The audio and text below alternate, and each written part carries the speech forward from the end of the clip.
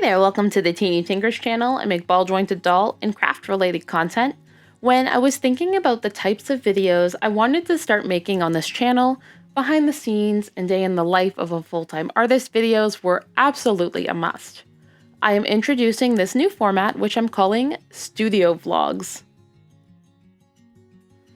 This format will include things like packing pre-orders, making content, photography, art pieces, and, like this one, finishing resin prototypes for casting. Junie and Penelope's pre-order wrapped up last week, which was the first pre-order featuring my new cast body. This is what I'm calling the petite line, as it is quite short and thin, though super sturdy and flexible. Here's Penelope's printed head. The first set of prototypes I'll be working on in this video are the next two in the petite line, the long-awaited and many times changed Raven and Edgar. Also, this is their first reveal in their final form. I did settle on them being human, and I have sculpted them to fit the semi-realistic styling I wanted the dolls in my petite line to share. I have sculpted Edgar's torso and chest to share the limbs of the petite body. He is intended to also be quite thin and lanky and leaning feminine. Ignore the chipped knees, only the torso pieces of this body are going to the caster. If you're subscribed over on my second channel, you may have seen me painting some sculpted shoe feet. I got a lot of DMs about these, and I'm glad I can reveal the surprise. I've created a pair of magnetic shoe feet. Obviously there's more in the bin than Raven and Edgar. These aren't all new dolls, but rather new versions of old faces.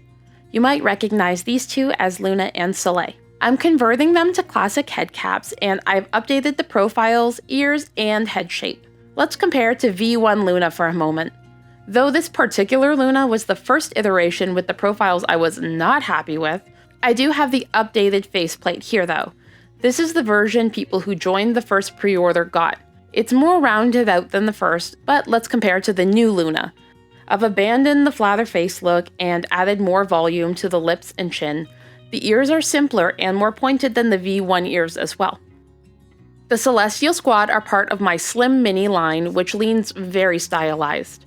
I have a flat and small chest option for this body already, but I also created a medium-sized bust now as well. Again, here's the existing flat chest. There's more detail in the back on this one, which I removed from the medium bust to add to the cartoony vibe of it. But the shoulders are also a hair wider. I received some feedback about the hip peanuts for this body, that when the doll is strung a bit loose, they become less stable and can slip backwards or forwards. Not great. I created these new peanuts to solve this problem, while not having to adjust the sockets on either the thigh or the torso piece.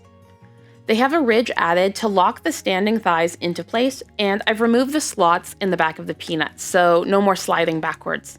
The Slim Mini body currently has a standard handset and a heart handset, but I made two new handsets for this body because personally I love option hands. These may seem pretty basic, but the standard hands and heart hands for this body are both much more closed off, so I figured this will offer more posing variety.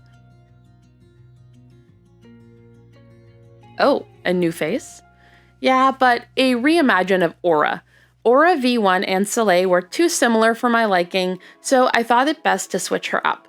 Her features are very similar, but the layout is adjusted. Last but not least, not a new face, but new to the cast doll crew. Do you recognize this girl? It's Saturn, a teeny tiny I sculpted last year that has been very loved. I thought that with her name and her features, she would make a really fun addition to the Celestial Squad. That's enough introduction, let's get on to the work.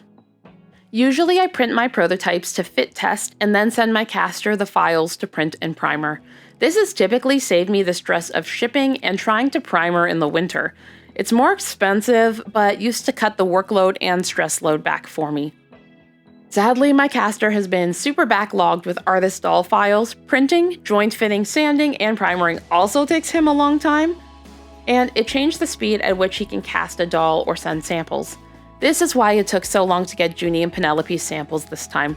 Starting with the joint fit, the arms of the petite body are not fitting into Edgar's shoulder sockets as nicely as I'd like, so I have to remove a little bit of volume there and round it out. The torso and chest fit beautifully, and I'm happy with how the chest lock looks and functions. Edgar's hips on the torso piece come down a little too low, preventing the hip ball from sitting in place. This is also a really super easy fix, and I just have to sand them down a little. Before I do that though, I always mark out the changes with pencil. It's better to mark them off in the first place and then not take off too much material than to have to go back after the fact and fill in gaps because you took off way more resin than you had intended. Pencils are your friends. The ankle joint for the shoe feet is also too snug. I use a craft blade to scrape away the material until the joint slides in fairly easily. You may have heard me say in the past that I really dislike magnet feet, which is true. But this is only because they get stuck in shoes or fall off with a shoe's weight. Not all the time, but a lot of the time. But if the feet are the shoes, I don't think this is an issue. Then I pull out my Dremel to smooth the rough cuts as I go. I have two Dremels. This one is battery powered and not as powerful, which is what I'm using here. My other one is a lot stronger and plugs in. After a while, the angle just pops into place like this. I need to fit the rest of the doll, but first, it's time for Doll of the Week. This week's Doll of the Week comes from Gigglefish2000 on Instagram, who has once again made the cutest custom with her tan Saturn Teeny Tiny. The whole look is amazing, like all of the other customs she does. Thanks so much for sharing her with us. If you'd like to be featured for Doll of the Week, share your photo and tag me on Instagram since hashtags are so hit and miss, or you can join my Discord and share there. Links are down in the description. With all that said, let's get back to the studio. I don't need to fit the female torso as that's cast already, but I can take out these eyes and prep for sanding. While I fit the joints, let's chat formats. Having specific formats for this main channel allows me to plan and execute better content. I'm thinking I'll have 5 primary formats: studio vlog, customization, information and reviews, collaborations, and of course the new podcast format.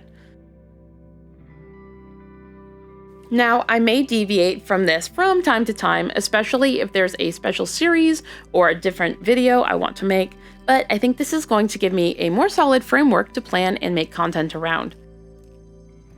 And as a bonus, these more structured formats should allow for some longer videos and some cozier content too. I always hear from you all how much you like the cozy content, so that's where I'm leaning. And also, don't worry, cozy doesn't mean calm and ASMR-like. It just means I make stuff you can watch while you're crafting or relaxing. At least, that's my favorite time to watch dolly videos. But of course, that's just me. I'm curious though, when do you guys watch dolly videos? Do you sit down and commit some time to watching them? Do you save them for later? Are you watching them while you're doing other things around the house, or while you're crafting, or while you're doing... Well, let me know what you're doing. It may seem silly, but that's actually super interesting to me. It kind of lets me know what kind of content to make, and then how long I should make it. Also, on that note, do you guys like shorter videos, longer videos, kind of medium videos? I don't know. Let me know what you think.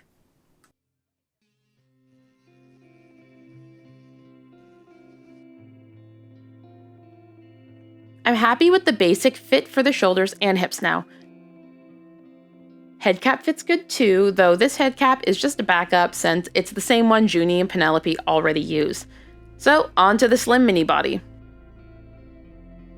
I don't have any 3D prints of this exact body, but I needed to swap all the joints back on these Frankenstein dolls anyways, so I can test out and compare on the new joints as I go. Restringing is such a pain, but these Frankenlunas did not sell, so I'm opting to switch them back to solid colors. This way I can have sample heads, hands, and chests made in the same resin tone and don't need to purchase as many full sample dolls. The fit of the new chest is so good. No gaping, and the arms move just as well as in the original chest. It looks nice on the torso parts too. So let's try these new thigh peanuts. Before I printed them, I did test fit them in Blender, and I was pretty sure they would fit well. But sometimes things warp in printing or act a little differently in real life. But the fit is good. I am going to partially string the doll to see how it behaves put together, and the answer is... great. Sorry for all the mini cliffhangers. The little ridge has added benefit of balancing the bottom flat in a seated position, and it still looks pretty smooth when posed, so I'm really happy with this. Let me know what you think in the comments, though. All this means is I can skip the fitting and string the pink doll back up. I almost forgot to test fit the new hands, but since I used the exact wrist mechanism as the originals, it fit perfectly by default. Properly fitting the pieces saves a lot of time in the finishing stages. Onto the slim mini body and the new heads and chest parts. They look so cute. I am fighting to not make a bunch of 3D printed prototypes to play with. This is something I've done in the past before I began prototyping at smaller scales, though I do usually have a final prototype for these dolls, which I like to style while I wait for their samples. But since neither of these are full bodies, there just wasn't a need for it, so I'll wait. Besides, the new Celestial Squad likely won't be up for pre-order until next year. Between stock sales and convention stuff, I do not think I'll have the time or energy to host a summer pre-order this year. That, and I don't want to stress about getting the samples back within 2 or 3 months. Also, if you've noticed some missing Celestial Squad members, you'd be right. Stella and Ciel were far less popular than Soleil and Luna, and Aura was only a little more popular than them. I decided it probably wasn't necessary to resculpt and have those cast with such low interest. As well, how I mentioned that I was going to get just head samples for the new Celestial Squad body to go on the bodies I've already got. I'm also doing this for Raven. The initial overly stylized head I got in with my Junie and Penelope samples is a big no for me, but it'll be easy to just get sample heads in the same colors for her. Now, the resin probably won't match 100% since there can be slight differences between batches, but it will be close enough to not matter to me or on camera. These are just my own samples after all.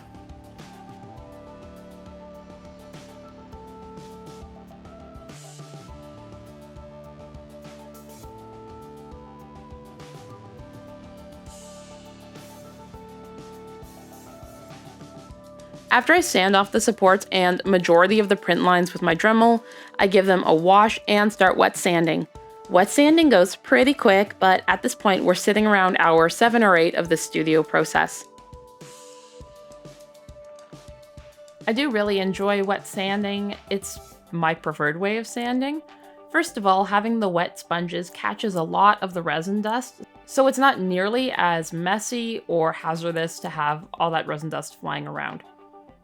That's why I try and get the pieces as smooth as possible with the wet sanding and the Dremel and all of that before even coming in with the dry sanding sponges. Also, in between pieces, you get to dip the pieces back into the water and rinse them off, which helps you see any more of the scratches or anything else.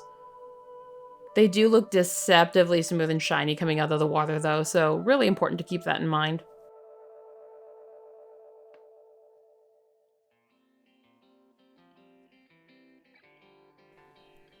I got these little itty bitty sanding sponges from Sunward Hobbies, I believe. They're originally intended for the Gundam figures or whatever, but they really work perfect for this. Print lines be gone. And also making sure to keep the definition in the lips, because I really love those details on these dolls. Also, I haven't even asked, what do you guys think about the new Raven and Edgar faces? I know the original faces were a lot more fantasy, and that was kind of my original vision of them. But like I said, in doing the petite line, I changed the idea of what I was trying to make them be. That's also why they're human. I mean, really, if you think about it, I really don't make human dolls very often. Even Junie and Penelope, who started as human, ended up being elves. Soda Pop really is my only human doll, but these guys will change that. Alright, this is the end of the first day, because this is spread out over many days. So I'm going to go ahead and tidy all this up because I'm going to be switching to silicone mats when I do the primering and sanding later. Primer can be a little messy, and I like to use something I can clean up after myself with. So let's get some other work done. I'm going to ship out this box, and I have to answer some emails, and I have to do some other dolly things. The work literally never ends. I think I'm gonna have like a chill day, and then I'll sit down and it's like, oh, actually, I ended up not moving from my desk or not leaving my office for 6 hours straight. It just happens that way. In this moment, I also order my supplies, and I research what kind of paintable primers I can use, and which ones will be good for casting.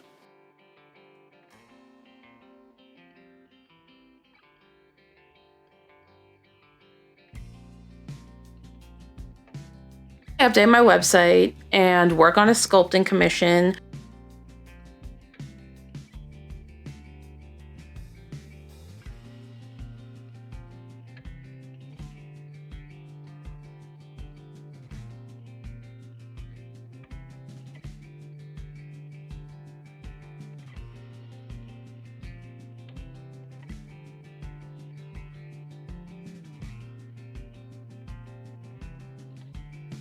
Believe it or not, the supplies still haven't arrived after I finished all this in an hour. So I guess I'll have to wait. Also, I mentioned podcast in my new formats list. My newest project with Hopeful Creation is Unhinged. No, literally. Unhinged is our brand new doll collector podcast, and if you haven't seen it already, the first episode is up on my channel, with the next one expected to drop next week.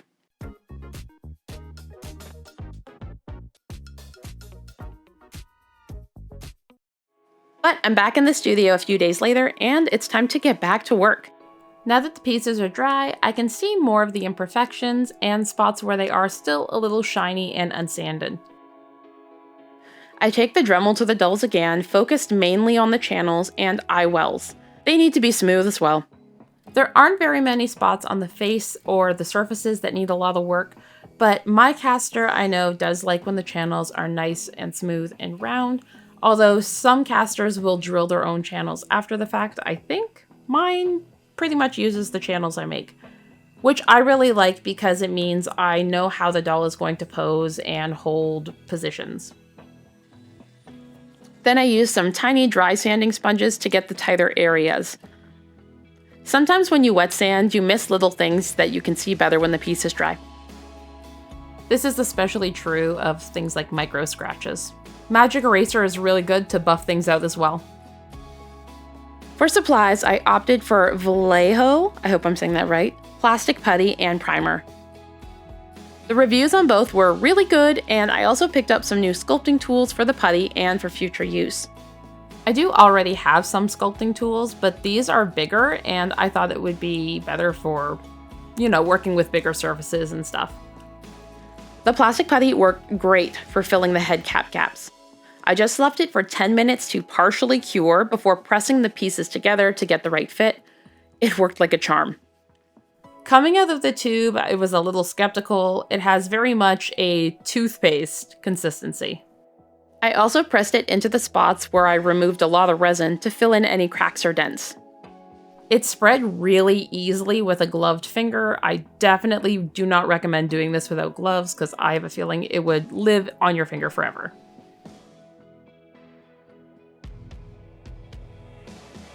This primer is super thin. When you do a spray primer, it pretty much covers the doll on the first layer.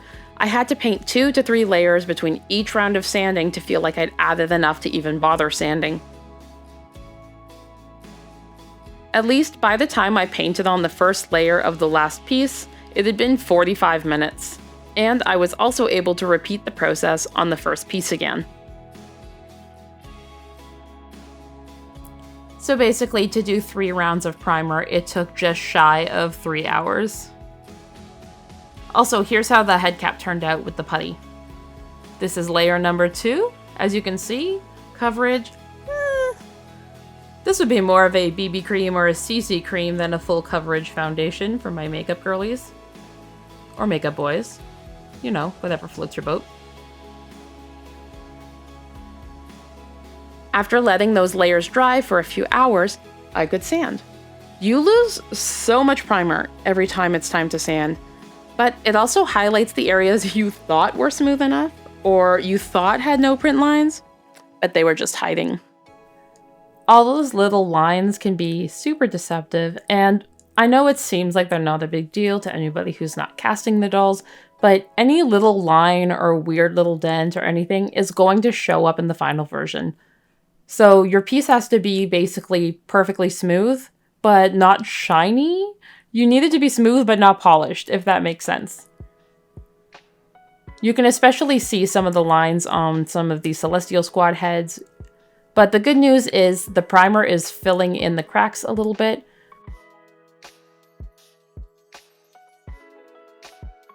The one thing I like better about my aerosol primers is that they do fill the cracks. I tend to use automotive primer fillers when I do this with the aerosol primers, and you need a lot less of it, and it dries faster, and it's easier to get on the doll.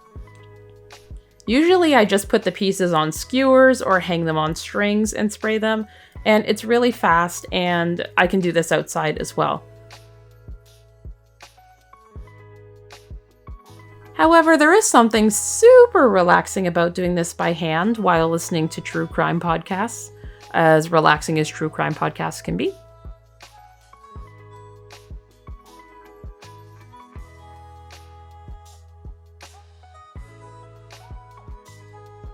Though the primer does stick to my fingers a lot, it's a weird kind of stick where it's like it peels off. Almost like when you were in grade school and you would put glue on your hand so that you could peel it off later and pretend your skin was peeling. I don't know if that was just me who did that or if everybody did that, but that was kind of the vibe here.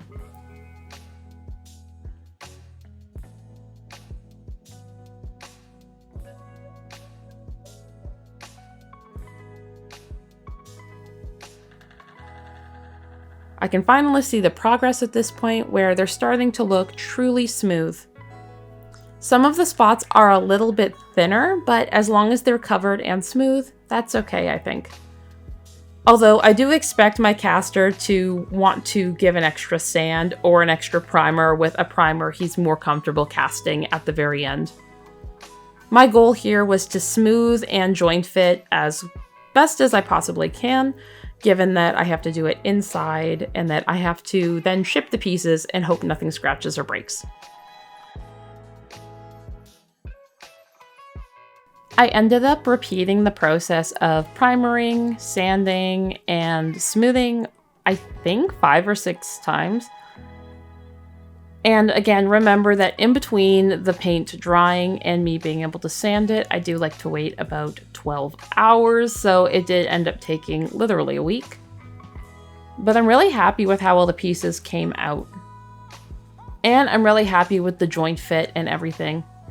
I hope this does help my caster get things done quicker or make their life a little bit easier, because I always appreciate them. I appreciate them so much.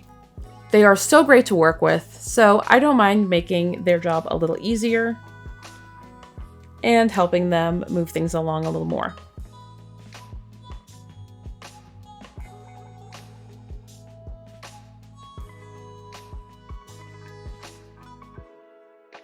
Overall, I spent about 7 days finishing these parts, doing other work when the parts were drying.